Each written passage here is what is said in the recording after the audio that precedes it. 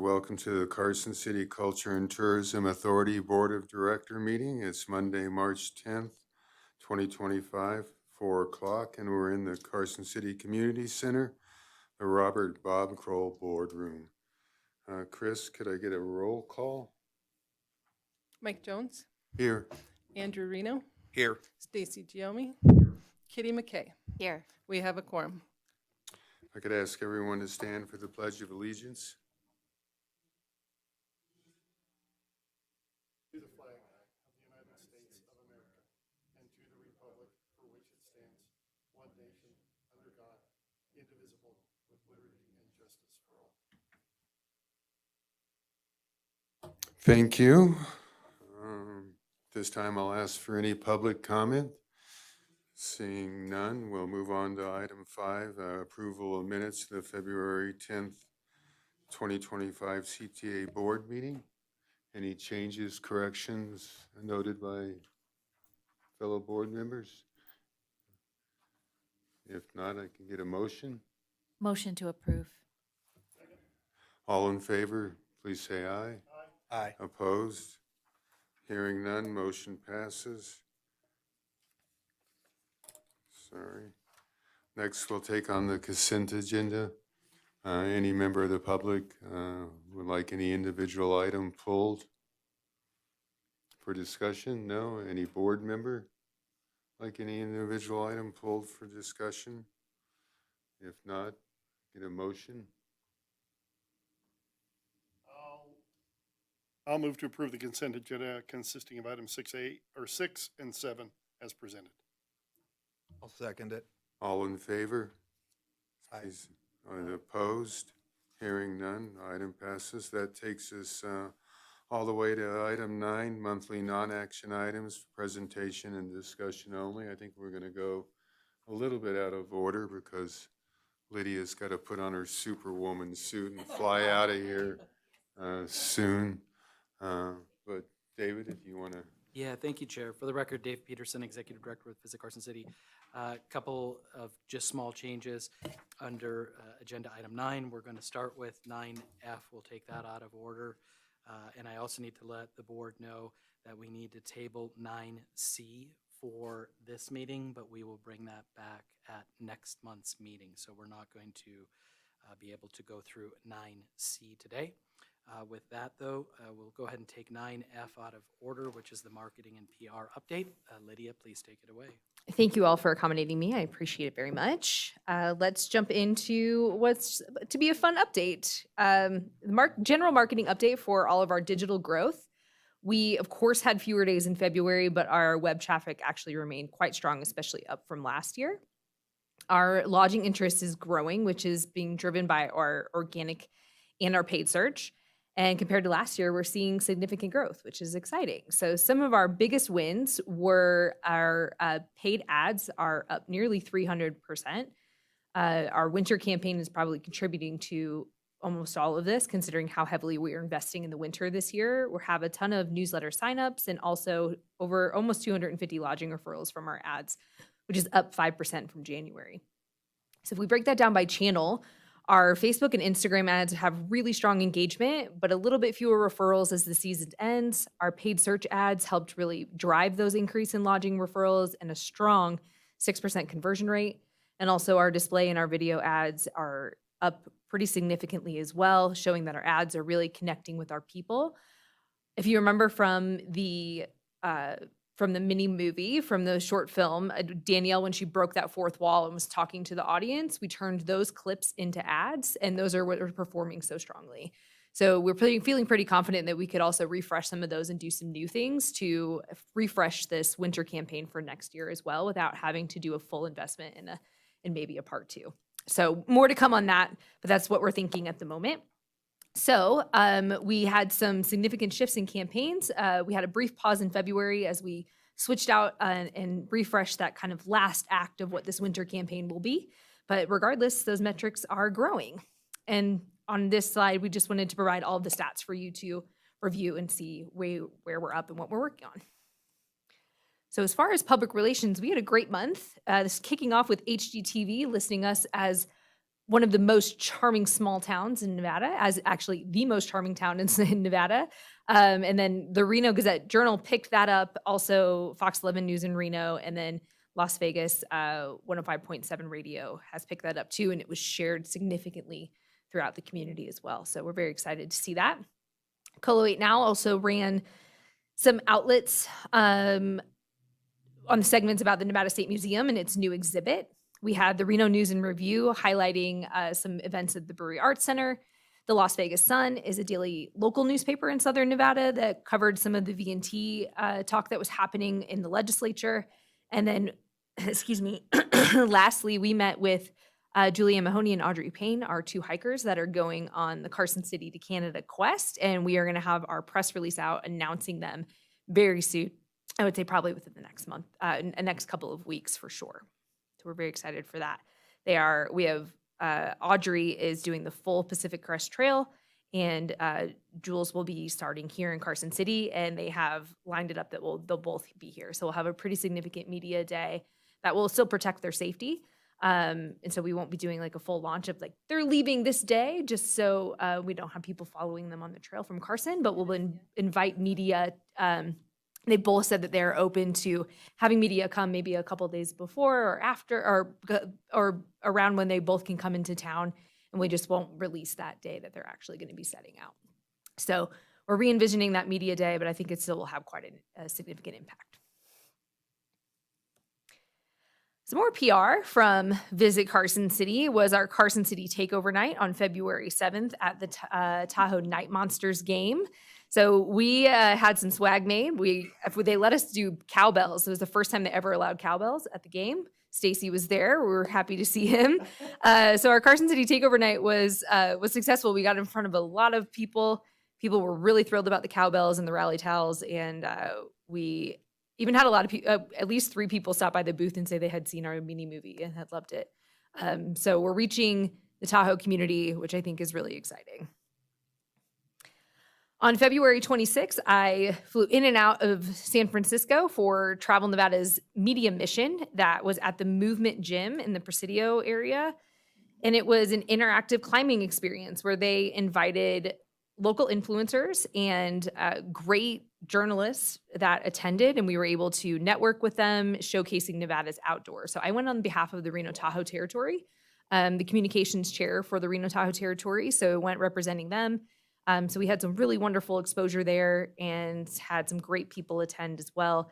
Lena, who you see Jane Moon is from Fallon and represented her territory, and Journey with Lena we had brought in before, who lives in San Francisco, and she's got a great following now as well. So we hit family-friendly, adventure, pet-friendly travel, luxury outdoor escapes, and hidden gems in the region, and I'm excited to continue following up with them on that.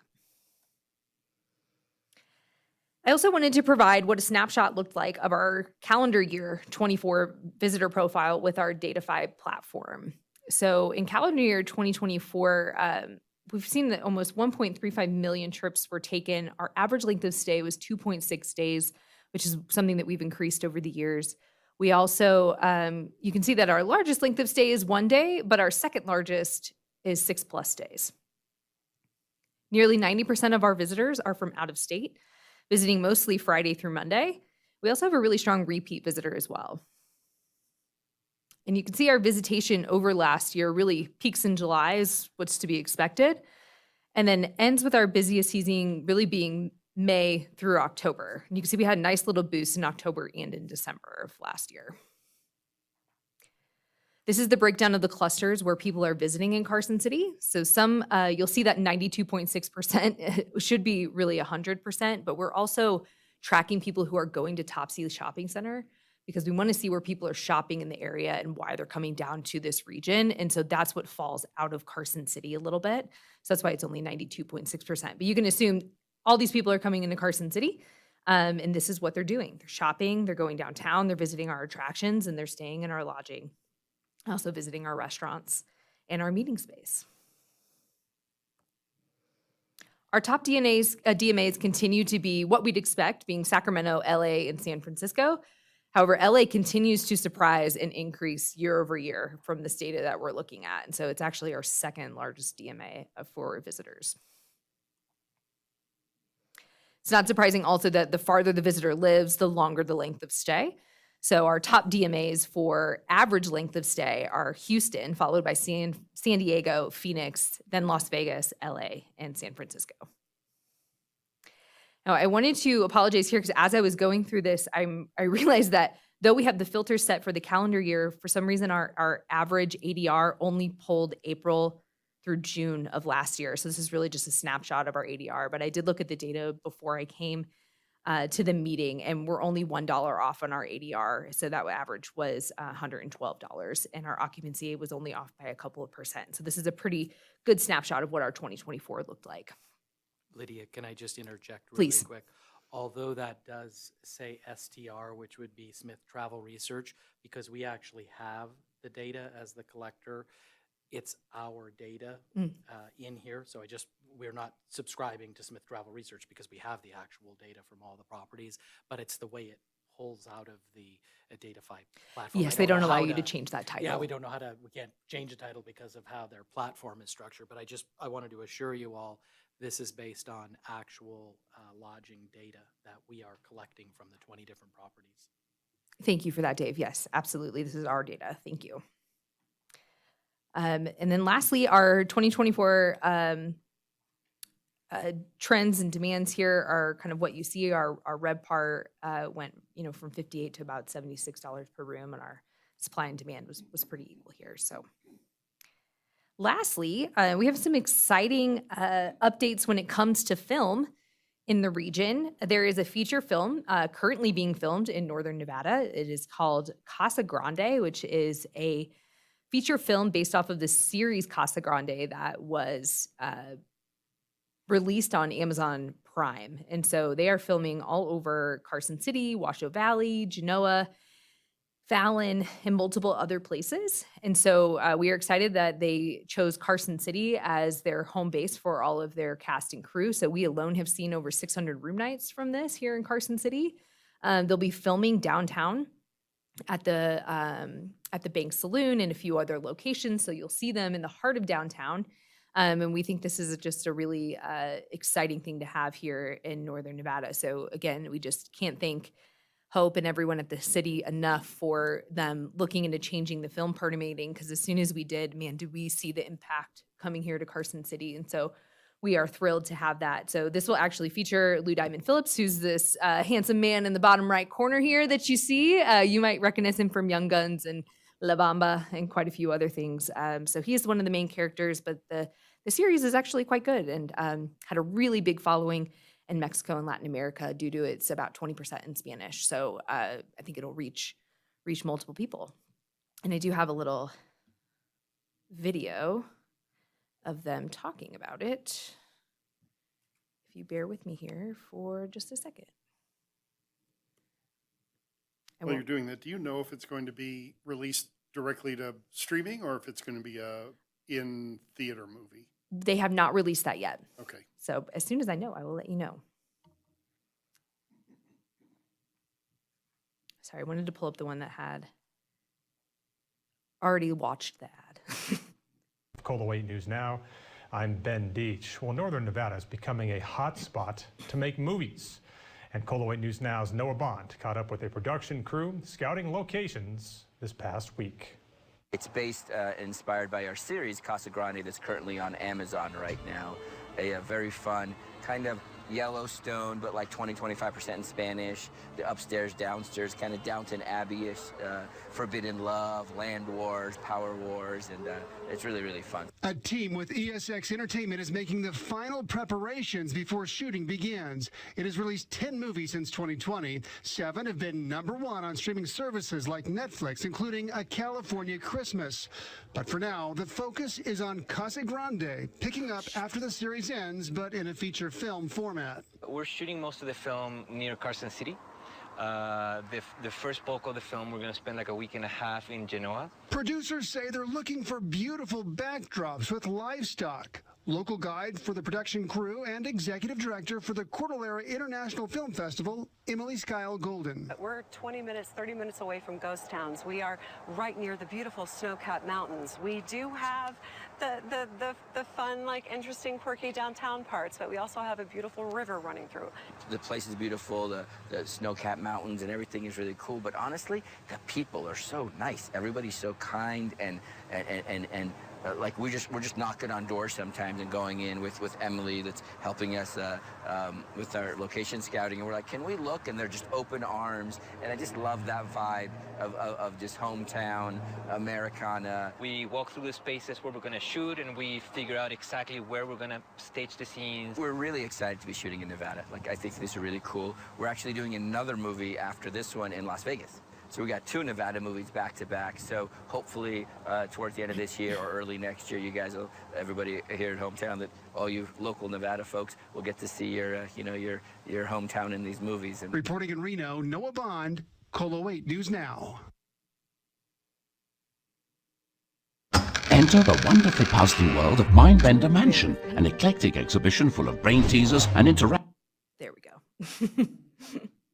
So I think that's just a testament of their experience in filming in Northern Nevada. And so just thank you to everyone who helped us with the locations, to the Staybridge who helped house them all, and they have nothing but rave things to say with them. So our hotel partners, Stu, for helping us make that happen. So it's just been very exciting. And then Emily just presented a really cool opportunity today for Zach, actually. They're looking for someone to partner with their foundation called the Future Filmmakers Foundation, which is part of Film Northern Nevada, which allows students, whether it's high school, college age, or younger, to come on and learn on set. And also this project is specifically for shooting behind the scenes. And so because it's filming in Carson City quite a bit, they asked Zach if he would be willing to mentor the people, but also show them how he's shooting behind the scenes and what that looks like. And so that will also be shared. The production company for this movie, which is a very large production company, will be sharing that. So it's great for Carson City. It's great for Visit Carson City. It's also great for our personal team member, Zach, to also get some mentorship under his belt, because I think he's really wonderful at doing that and also showcasing his thought process behind it too. So we are very excited to see what happens from there. Speaking of behind the scenes, this is the daily life of Zach, so I think he'll be a great fit for that. He's been transferring all of our data to new hard drives and got some new equipment as well. So this is just a great example of how much Zach juggles creatively and physically. So I'm happy to answer any questions if you guys have any from here. But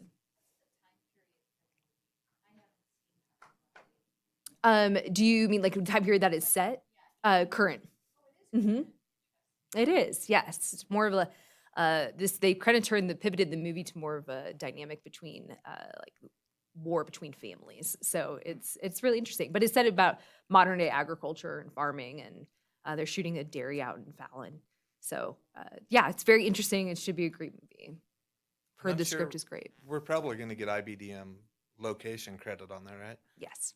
And we've got flights coming out of Mexico. They've done like 6 FAMs in Nice. the last 4 months.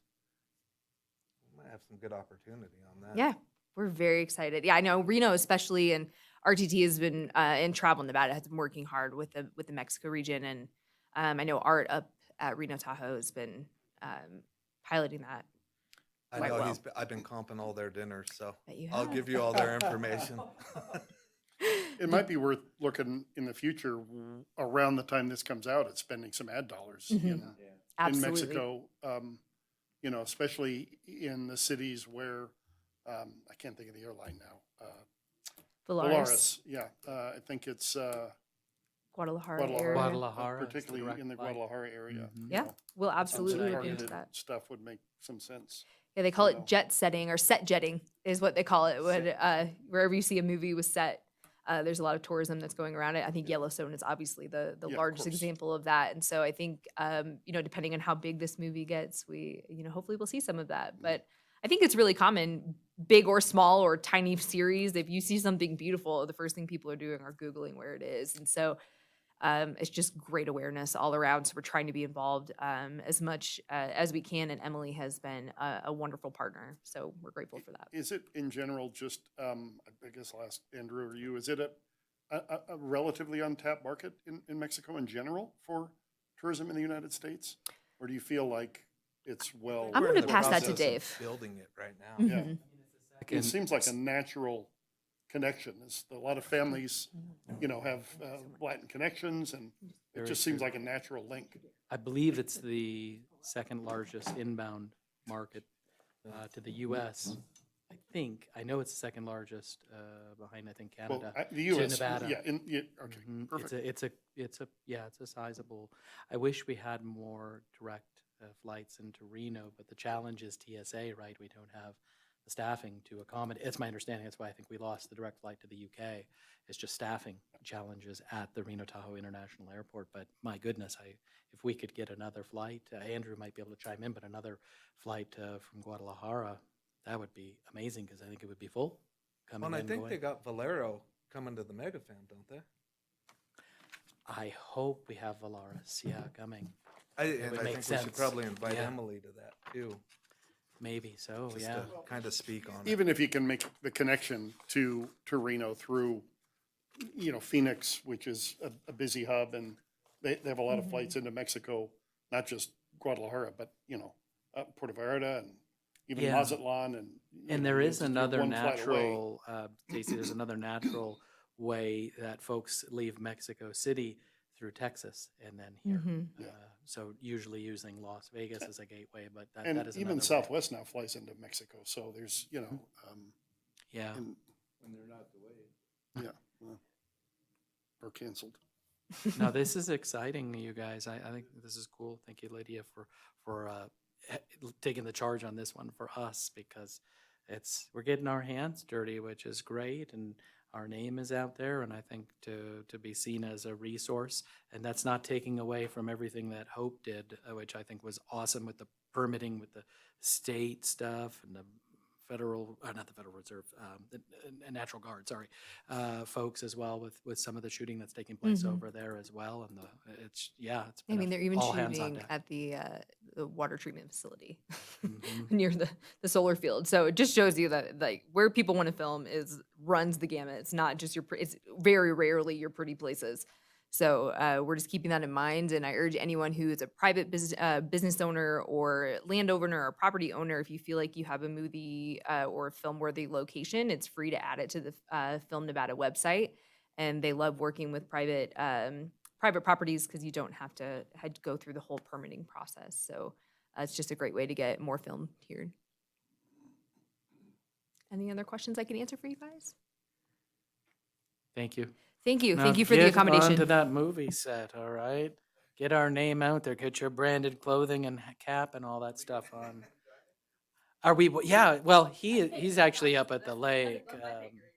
That's where he's at. Thank you, Lydia. All right, I appreciate that. Thank you. Oh, thank you. Yes. Okay. With that, we will go back to 9A, Executive Director's Update. I just have one thing. And this has to do with replacing Linda. And I'll just say that Chris has done an amazing job vetting 83 candidates down to 2 incredible young ladies. And I'm going to let Chris apprise you all in the most long-winded manner that she possibly can on where we're at. So we will have our new candidate start on March 24th. So you guys will see her at the next board meeting, and that's all I'm going to say for now. That's my long-winded.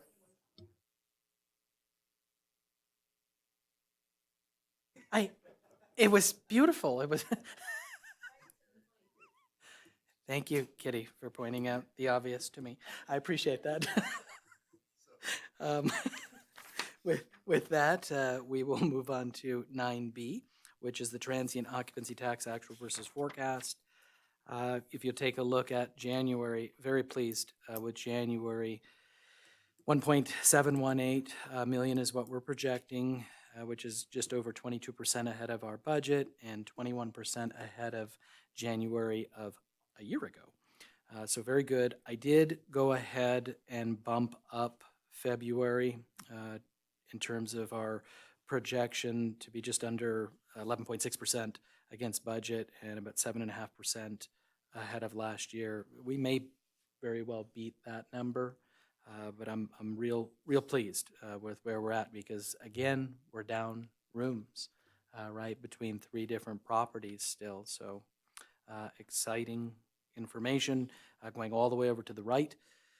Our forecast at present is 28.88 million, so that's 6.3%, a 6.34% increase over the budget and 3.2% projected ahead of last fiscal year's 27.158 million.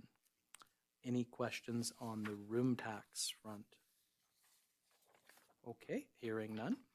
We'll move on to 9D. Again, we're tabling 9C until next month. 9D, Arts and Culture presentation, and I'm filling in for Eric. And Kitty, I'm going to do this faster than Eric could have ever done it in a million years. Well, maybe. All right. Maybe. See, I can't. Oh, there we go. Whew. Okay, I got it figured out. So yes, just a couple of things. BAC Satellite Gallery Artist Reception, and then a Mark Twain Days update. So the current exhibition that we do have in the office is Remembering the Gold Hill News from 1974 to 1978, a retrospective. I won't read that to you, but the main thing I want everybody to remember is the artist reception is going to be March 28th from 4 to 6 p.m. in our office, so you're all welcome to swing by for that. It's pretty cool. I really like it, and there's a V&T element in there as well. On one of the whole walls, I think, is dedicated to V&T news from the 70s. So it's just a really cool, different type of exhibition. But I think it's neat and it's very informative. So you're welcome to all come over on the 28th from 4 to 6 p.m. And then Mark Twain Days, Literary Festival update.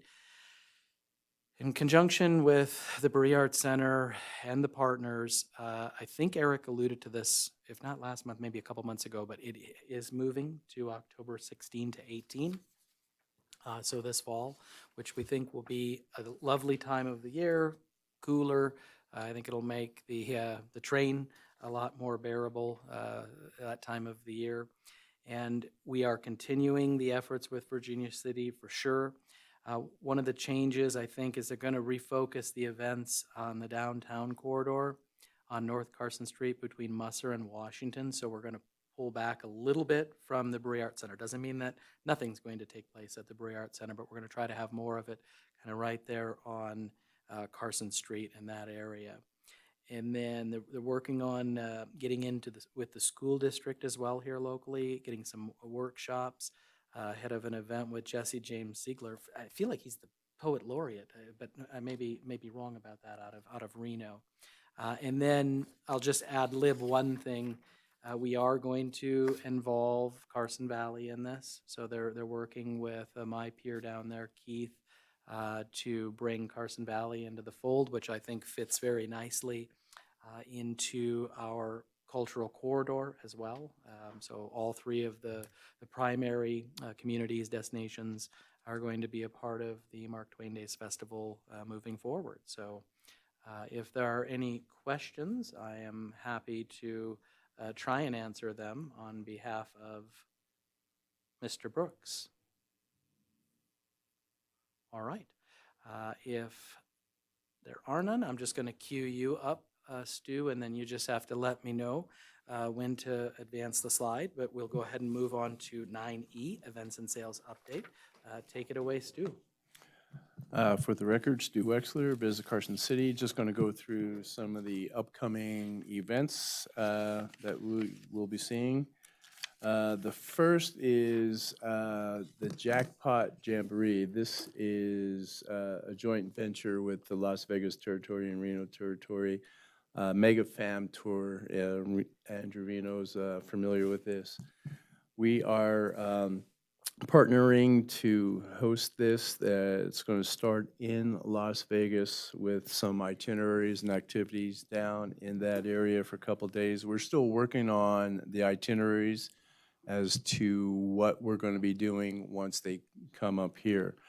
But Monday through Sunday through Tuesday, they will be in Las Vegas, then flying up to Reno to opening night, opening host party up there. Then they will be partnering with different territories from Virginia City, Tahoe, Carson Valley, and of course Carson City. We will still be working on the itineraries. The goal is to have about 25 operators. I think that we saw today there are about 20, what I've seen so far, that have accepted out of 50 that were invited to get to the 25. We actually have a couple from Carson City that are coming that we invited. Well, I meant Not from Carson City. not from but Carson two that City, you but submitted, yeah. we invited Yeah. as Carson City that will be there. So there will be adventures in, like I said, Virginia City, Tahoe, Carson Valley, Carson City, and then back up to Reno. And these are a lot of operators we've worked with in the past. Andrew knows a lot of them. Even Mike might know some of them from the past years. But this is a great opportunity to showcase what we have here in Carson City. So we'll be working on the different itineraries, what we're going to do here in Carson City, and then once we have a firm itinerary list, we'll report that as well. So, Stu, can I just add one thing? Go ahead. So this is a kind of a pilot situation with the Reno Tahoe territory and the Las Vegas territory. So something like this has not happened before, but we are collaborating with our peer group to the south to put this on.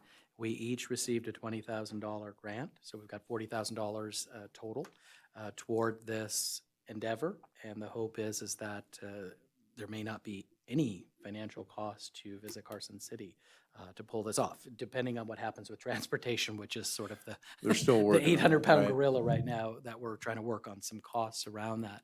But kind of a pilot program.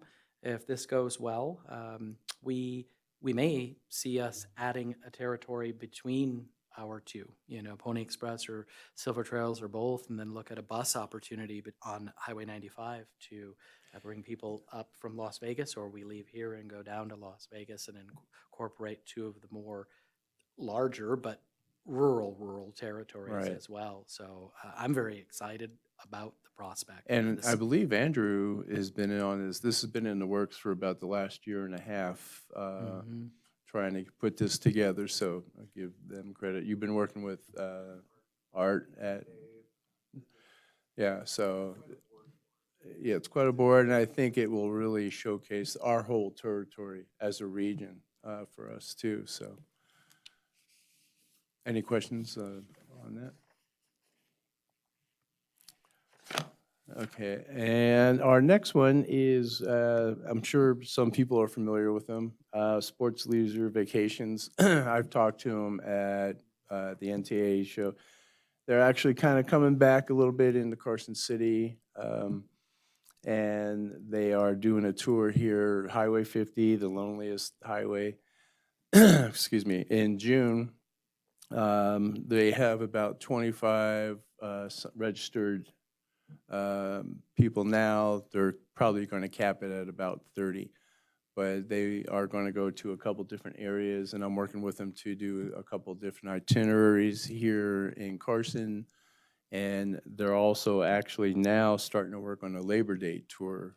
So as we see them, they used to come to our territory. I think they kind of went more Reno Sparks for a while, but now they're coming back to Carson City. So I think they out of Sacramento, and I think that's another showcase. They're going to go to the Railroad Museum and the State Museum, and then they'll head back to Sacramento, which is where they're based out of. Did you say when this was, or What's that? when is this? This is in June. Okay. The beginning. And it's one trip. It's that they're Yeah, advertising. well, they're starting in Highway. They're starting in Ely, and they're working their way down the loneliest highway. So they'll be coming towards us. So they'll head up from Sacramento all the way 80 and then come back on Highway 50, doing stops along the way. It's a So they're- 5-day They're tour. taking 80 to Ely? They're gonna go up there and then come back on Highway 50. Okay. I don't know their exact route, That's a how they're pretty gonna weird do it. route. I know, it's, yeah. But Mark, the owner, has done this type of tour before, so he knows the area. My guess, Stacy, is they'll run 80 to Wells and then probably drop south. Drop down, yeah. Pretty on much the only way, yeah. 93, potentially because they might want to do McGill right on the way into Ely, just to kind of do like a loop. There's something called the Iron Butt tour where you have to ride 1,000 miles or more in a day, and you get like a patch for like a motorcycle rider, and it's very similar. Out 80, 93, and then Highway 50 comes back through us. So that's the only thing I could think, because I thought the same thing. They'll be there's a lot of stopping in driving. Austin as well, too, along the way, so. Yeah, they'll probably hit Austin or Eureka on the way back to us for sure. But it's good to be back in some of these motor coach tours, that's for sure, for us, because we seem to be somehow everybody's just going around us. So good.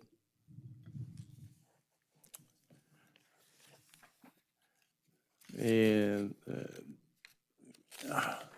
then just some of the tournaments. This is coming up March 22nd, which is becoming pretty big. It's the California Youth Shooting Sports Association. Takes place at the Trap and Skeet Range, and it's all California youth teams that come up here. I believe last year, it tapered off during last year because California has had such strict regulations on any kind of gun laws. So they did see a little drop off this year, last year, but they expect to be more registered people, especially the youth coming up. So 120, about 120 shooters, and that's with family members too. So.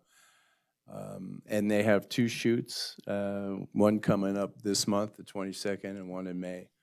So that's become a pretty big event. And then obviously we are starting our Comstock another month. They have combined, they used to they have now combined the boys and girls soccer tournament, where in previous years they used to have separate weekends for them. They said because due to the insurance restrictions that they now see, they are trying to combine, they have combined them, and they are starting a smaller tournament the week after that. So this year, the Nevada Day powwow, I believe, is asked the Livermore Field, the sports complex, to do an Easter egg hunt because of the way Easter falls. So next year, we'll see the Comstock do the combined boys and girls into one, and then do a smaller tournament the week after the boys and girls. Are there less participants? The last couple of years, it's been a little bit less participants. Some of that, they said, was due to the administration change. There's been a lot of different admins coming. Obviously, it tailed off from COVID, but it is starting to pick up. But the main reason for the combined tournament is, according to what they're telling me, is due to insurance reasons for that. Because Did you back say in, what- yeah, go ahead. Did you say what weekend it was in April? What's that? Do you know what weekend it was in April? Did you say that? April 25th. Okay, gotcha. Yeah, because as long as we've been here, I mean, the boys and girls, that was huge over the weekends. It was really big for the properties as well back in the day too, so.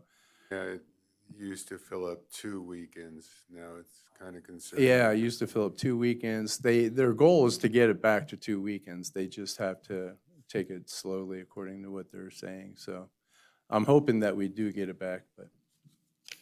That is Stu's right, we're working with them to try to do 2 weekends if it's back to back or a weekend in between, because I think that's better for us, quite frankly, as a destination, if we can decouple the boys from the girls Right. tournament. So Yeah, ever since I was around back in 2008 in the hotels, that used to be the biggest weekends, the start of our sports for the summer. And we also have no limits. Now, we did kind of curtail their tournaments due to the installation estimate dates of the new field for August. So now we're working with them since we have a little bit later start in October for the new turf, we're working with them to get a couple more tournaments in August for no limits. So we'll see that. And then, obviously, we have Stetna's Pay Dirt Race, which takes place in May, I believe the 15th, 16th, around there. That's really big, and that should draw 300 to 500 registered riders, depending on the cancellations, no-shows, what we see there. Stu, I would say between 500 and 600 this year, just because he's going to, I think, go to 6. He's going to go to allow, 6. And then you get that attrition situation. You but do get the goal is, attrition, yeah, and to the last be year, closer. you see a little bit more on the attrition side Yeah. than what we've seen. But he was able to move the other races around. Around so it, right. we won't lose as many who want to participate in the other race in California. So we're hoping that that will help us. I mean, I would love to see us close to 600 as possible, whether or not it varies there between 500 and 600. Really, we've been pushing for 6. And they're going to keep the registration open a little bit longer Yes, this year yes, too, which will as be good well. for us. So, which will help them get more registered riders. And then our Battleborn Blades, our sword fighting, which is it's becoming pretty popular, but that's our pretty standard. And then senior softball, we're going to have 2 tournaments this year with Fran Dow out of Sacramento. And as we go into next year, once everything's done and complete, and talking to Fran, she would even like to bring up more tournaments. They work with Reno, it's Rockin' Reno, but they would like to have a couple more tournaments here in Carson City as well, besides these 2. So Fran has always loved this area and always worked well with the properties and everybody here. So I think that could be a great potential for that as well. When is that? Speaking of Centennial Park and What's the that? new fields, when is the senior softball? What That's month? going to be in May. They're both in May. It's going to be, one is going to be the weekend, Memorial Weekend, and then they're going to have another tournament before that, the week before that. So they're going to have, it's going to be 2 weekends in a row, both in May. So Yeah. Memorial Week, May to June, and then the weekend No, I before that. was thinking about the new fields, and that'll happen quicker than we think.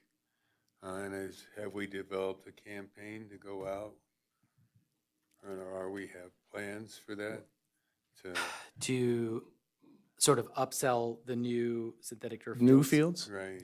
So in terms of budget development, yes, you'll see in a couple weeks, but yes, we're putting in site visit money for Stu to be able to go out and talk to some new folks like No Limits, get in their world, right? Go visit them, talk about the new fields, upsell, what we've got going. Yes, that'll be a plan. Obviously, with next fiscal year's money, the only reason we have not kind of got out on that front right now is sort of the ever-changing landscape about when the construction's going to officially start.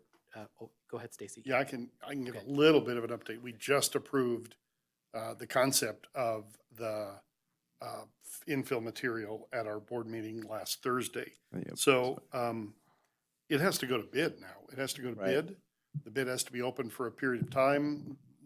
I'm not an expert on purchasing, but I think it's got to be open for at least 3 weeks or so. And then they've got to award it because it's a $5 million contract. It has to come back to the board.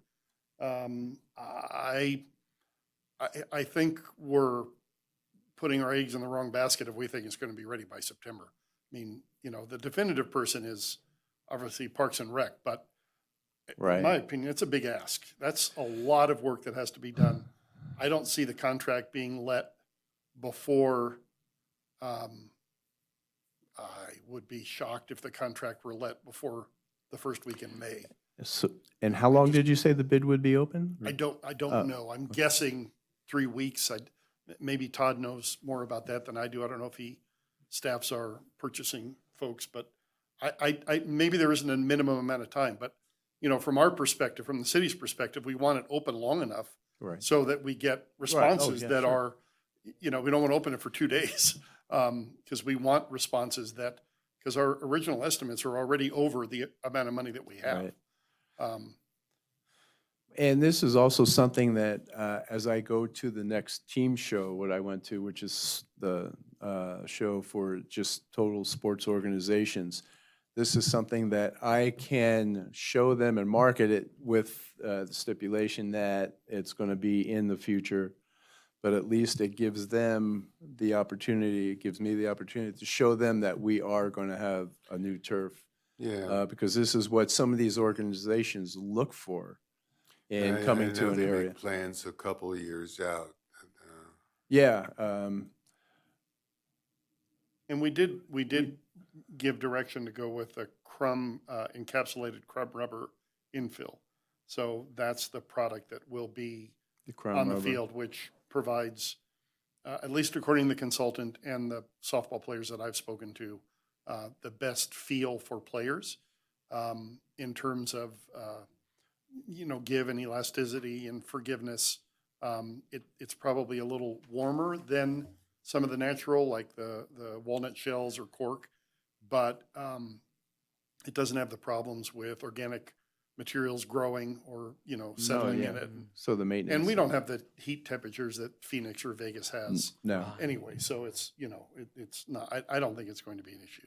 Stacy, if I could just add, I did talk to Jen Budge on Friday, late in the day, just to get an understanding of, you know, the decision and everything that was made by you and the Board of Supervisors. I think they're hoping to be able to, I don't want to say break ground, but whatever has to happen with the earth and removing the sod, but they're hoping to start that process October 1st, because she did say that there's a whole bid process, and like you said, this has to come back to the board and, you know, for all these approvals. So if that was to be the case, they feel, or she felt, you know, that we would be able to have those new fields available for play by May of 2026. That's, I think, the goal. Yeah, Does that because I'm sound- seeing, you know, September, October 1st in here, but there's Oh, yeah, so no way that that's, right, yeah, so just to clarify, so originally, you know, we had been told that the fields were going to be taken down the last week of July, right? So we wound up having to talk to the different promoters to cancel all tournaments from July forward. So what Stu was alluding to is now we're going back to no limits, going back to NAFA to see if it's possible for us in late July, August to sort of hopefully maybe they didn't get deposits at other locations or whatever the case may be, to see if we can squeeze a tournament or two out of those respective event owners.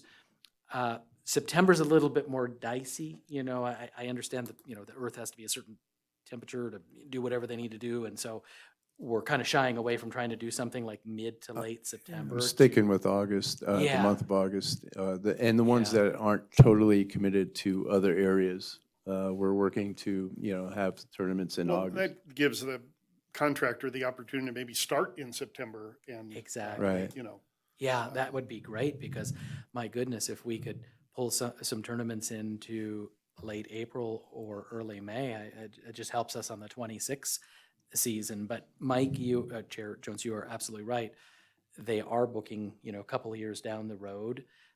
But we're trying to have those conversations with these folks and just saying, you know, it's a little bit of a moving date range right now, but we're just trying to stay top of mind in case things come to fruition. It'd be nice if we could recapture some of that midnight madness Agreed. at the end of May. Yeah, absolutely. No, Well, I completely agree. in working with No Limits, the new organization, they've been originally wanted to bring in 5 to 6 new tournaments this year, but because of where we weren't sure what was happening. We had to curtail what they could bring in, but I could see that organization having, building up to what Midnight Madness used to be, because they do that. So it's just, once everything's completed, I think we could build up to that.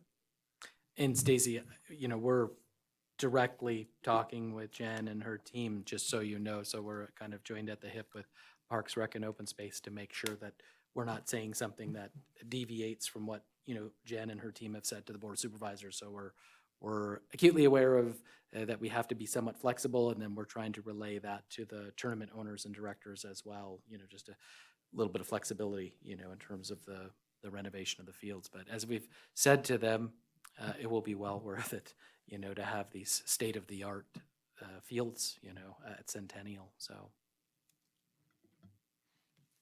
And the last one is, it's called Sparrows Lock Picks. This is a convention that has different equipment, and it teaches safety, how to pick locks, and what better way? Everyone goes to the boardroom for training. This is going to be at the prison for 3 days. It's the first one here in Carson. It's about 80 people that will be at this convention, and they have gone to different states for this type of convention. It's very popular, and Mike Highcamp, the owner, is looking to make this an annual event here in Carson City. So they bring their own equipment. They do all the locksmithing, covert entry, and they have actual seminars how to take apart for safety, equipment, how to put it together. So we worked it out, and it is going to be at the state prison for a 3-day convention. And then they want to look to bring this into Carson City on an annual basis. So it should be interesting, but and I think it'll be a great event for Carson.